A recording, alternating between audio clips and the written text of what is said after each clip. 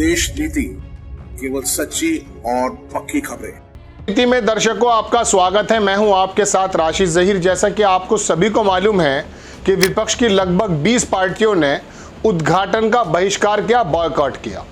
उनका साफ कहना है कि नए संसद का जो उद्घाटन है वो प्रधानमंत्री नरेंद्र मोदी को ना करके राष्ट्रपति को करना चाहिए, और पहली नज़र में समझ में आता भी है।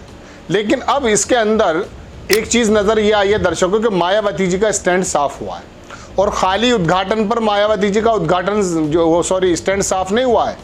वो जो नीतीश कुमार और विपक्ष के तमाम नेता एक ज़माने से खिचड़ी पकाने की कोशिश कर रहे हैं कि किस तरह से एनडीए की सरकार को हटा करके विपक्षियों की सरकार केंद्र में आ जाए, उसके अंदर हर एक पार्टी की निगाह मायावती यानी कि बीएसपी की तरफ थी। अब मायावती जी ने उम्मीद के मुताबिक वही बात कह दी है जो उनको लगता था, यानी कि भारतीय जनता पार्टी के पक्ष जैसी बात करके उन्होंने साफ कर दिया है कि उनका आने वाले वक्त में क्या क्या रुख हो सकता है। हालांकि एक रुख का जिक्र मैं आपसे और करूंगा, लेकिन सबसे पहले देखिए मायावती जी ने ट्वीट क्या किया।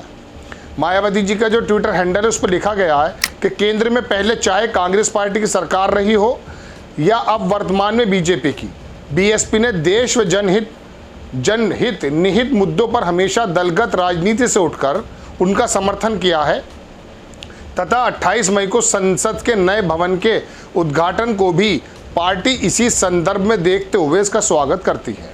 राष्ट्रपति द्रौपदी मुर्मू जी द्वारा नए संसद का उद्घाटन नहीं कराए जाने को लेकर बहिष्कार अनुचित है।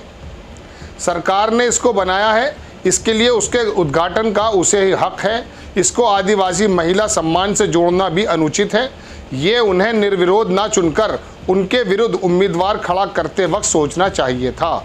आगे लिखती हैं मायावती जी कि देश को समर्पित होने वाले कार्यक्रम अर्थात नए संसद भवन के उद्घाटन समारोह का निमंत्रण मुझे प्राप्त हुआ, जिसके लिए मैं आभारी और मेरी शुभकामनाएं, किंतु पार्टी की लगातार जारी समीक्षा बैठकों संबंधी अपने पूर्व निर्धारित व्यस्तता के कारण मैं उस समारोह में शामिल नहीं हो पाऊंगी। दर्शकों, ये उन्होंने लिखा है। इसके अंदर साफ हो जाती है स्थिति कि उनका कहना, ये शब्द बड़े अच्छे हैं कि ये कैसा विषय है, इससे दलगत से ऊपर उठ जाना चाहिए, नए संसद भवन का उद्घाटन है। लेकिन बात यह है दर्शकों कि मायावती जी का ये खाली उद्घाटन समारोह का समर्थन करना, प्रधानमंत्री जी के माध्यम से उसका उद्घाटन करना, खाली इसका समर्थन करना नहीं है। विपक्ष की उन उम्मीदों को भी शायद मैं समझता हूँ एक झटका लगा होगा, जिसके अंदर उन्होंने ये उम्मीद पाल रखी होगी कि भविष्य में 2024 में जब चुनाव आएंगे तो मायावती शायद अपना पक्ष या अपना समर्थन विपक्ष के साथ खड़ा कर देंगी। लेकिन पहले से भी मालूम था और कुछ बातों से पता भी चलता है कि मायावती जी के किसी भी कार्य से ये कभी अंदाज़ा नहीं कर सकता कि अगला कदम क्या लेंगी। भारतीय जनता पार्टी के समर्थन में जाकर चली जाएंगी या विपक्ष की बात कहने लगेंगी। लेकिन अब इस वाले कथन से ये बात साफ हो जाती है। अब दर्शकों, मैं इसके बारे में एक बात बताता हूँ। विपक्ष के किसी नेता ने भी ये बात नहीं कही है कि आदिवासी महिला राष्ट्रपति के माध्यम से उद्घाटन कराना चाहिए। आदिवासी शब्द इस्तेमाल ही नहीं किया है मेरी जानकारी के अनुसार। मायावती जी लिखती हैं कि ये वाली बात जो उनका कहना है कि किसी भी तरीके से आदिवासी महिला राष्ट्रपति से कराना चाहिए, उनका कहना है राष्ट्रपति से कराना चाहिए, क्योंकि राष्ट्रपति जो है वो दोनों सदनों का अध्यक्ष भी होता है, बल्कि राज्यसभा का जो चेयरमैन है वो तो उपराष्ट्रपति होते हैं।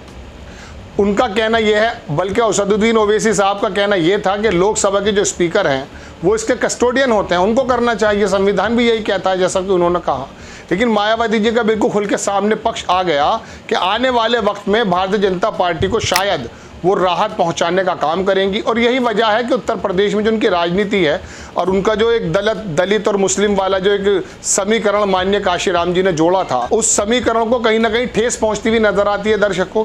अब कहने का मतलब ये है कि वो विरासत जो काशीराम जी ने बहुजन समाज पार्टी को बना करके दी थी, दलित, कमज़ोर, मुस्लिम, इन्हें इकट्ठा करके बाकी सभी लोग भी इसके अंदर आ सकते हैं, तो इस तरह का एक समीकरण बनाया था। लेकिन अब मुस्लिम वोट किसी तरीके से भारतीय मायावती जी से छिटक चुका है, और कई जगह आरोप ये भी लगते हैं कि भारतीय जनता पार्टी को जिताने के लिए मायावती जी अक्सर मुस्लिम कैंडिडेट को खड़ा कर देती हैं, क्योंकि बाजार के अंदर मसाला तो मौजूद है, बिकने के लिए लोग मौजूद हैं। आप पैसा दीजिए, टिकट लीजिए, इलेक्शन लड़ दीजिए, ऐसे बारे में कहा जाता है। 50 बार ऐसा हम सुन चुके हैं, आरोप भी ऐसे लगते हैं। लेकिन अब मायावती का जो स्टैंड है वो उस मुस्लिम दलित कमज़ोर एकता को कहीं से ठेस पहुंचाने वाला है। 2024 में यदि ये दलित, ये बहुजन समाज का वोट अगर 2022 की तरह 2024 में भी भारतीय जनता पार्टी की तरफ चला गया, तो मैं बहुत पहले कई मंचों से दर्शकों को कह चुका कि मायावती अकेली एक ऐसी लीडर थी अभी तक कि वो अगर चाहती तो शायद केंद्र की रास्ते को दुश्वार कर सकती थी। लेकिन ये वाले इशारे बिल्कुल साफ मिलते हैं कि वो मुस्लिमों को टिकट देके खड़ा भी करना चाहती हैं, मुस्लिमों का टिकट भी लेना चाहती हैं, लेकिन अक्सर बेशतर भारतीय जनता पार्टी के पाले में चली जाती हैं।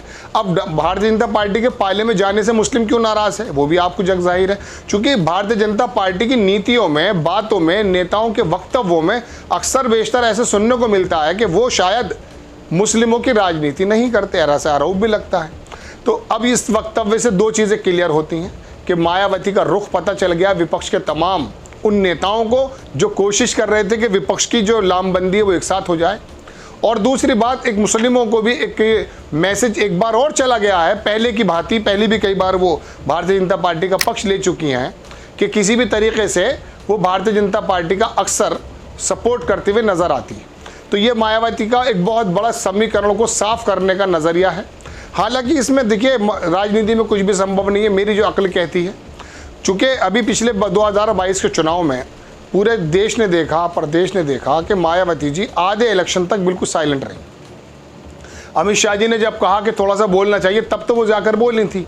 इसी वजह से भारतीय बहुजन समाज पार्टी का वोट लगभग 8 से 10% वो भारतीय जनता पार्टी की तरफ ट्रांसफ़र हो गया था। हालांकि समाजवादी पार्टी का जो गठबंधन था उसे 37% वोट मिला था, जो पहले 20-21% था।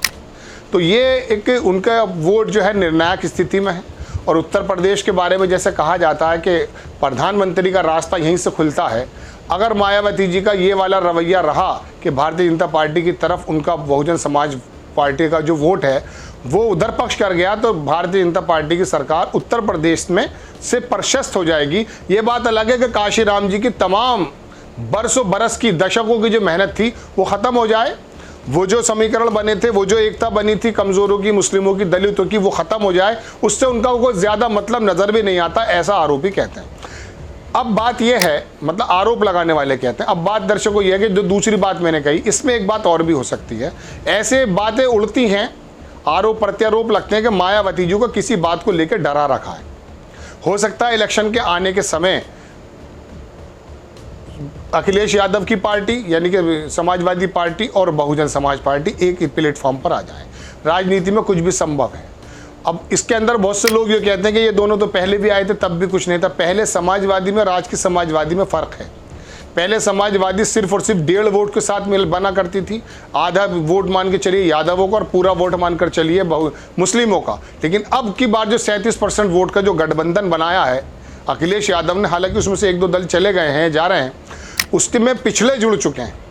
पिछले के साथ जब ये गठबंधन बन जाता है तो वही मायावती, वो मुलायम सिंह और काशीराम वाला दोबारा से रूप सामने आ जाता है दर्शकों।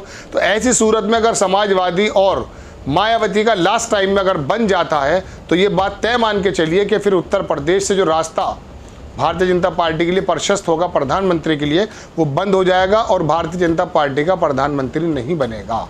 आपको खबर कैसी लगी अपनी राय कमेंट्स बॉक्स में ज़रूर दीजिए। चैनल को सब्सक्राइब कीजिए, शेयर कीजिए। नेक्स्ट टाइम में किसी खबर के साथ आता हूं। जय हिंद। आपका एक सब्सक्राइब हमारे लिए महत्वपूर्ण है। देश नीति को अभी सब्सक्राइब करें और बेल आइकन को दबाना ना भूलें।